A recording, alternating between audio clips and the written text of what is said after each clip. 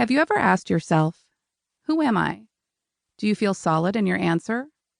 This is possibly the biggest question facing humans, and if you are on a spiritual journey, one you are likely not taking lightly.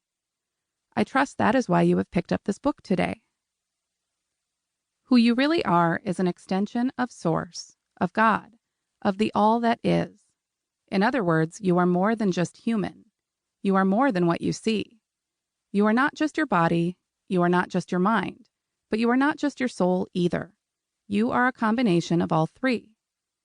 Who you really are is God expressed in individuated form. Yet most of us have been raised to think that such a thought is blasphemous or impossible, and therefore we have lived the majority of our lives in direct conflict with our true nature and essence. And that's really painful.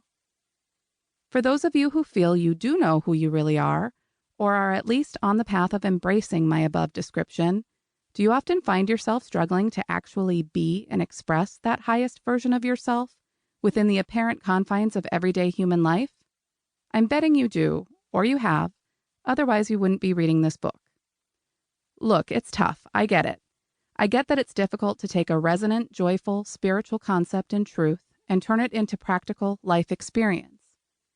I get that you have over 60,000 thoughts in a day, most of which are subconscious, that you struggle to sift through, feeling confused about which ones are real and which ones are not.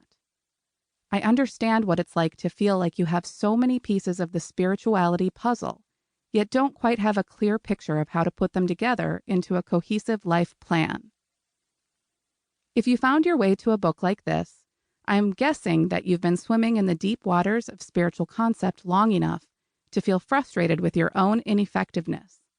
You know intrinsically, passionately, and with certainty that there is more to life than what the general public sees and experiences, and you are ready to put what you know into practical use.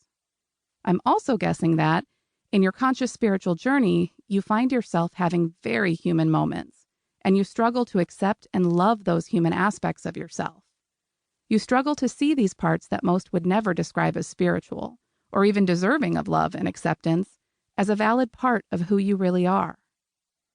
This book will empower and embolden you who know that we are all limitless, powerful beings, who possess the tools and abilities to create the lives we truly desire, yet are not quite sure how to harness that knowledge into momentum.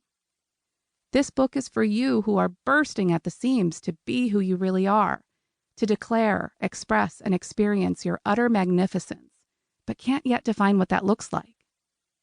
This book is for you who know intuitively that life doesn't have to be so damn hard, who believe in magic and want to see it in action on a daily basis.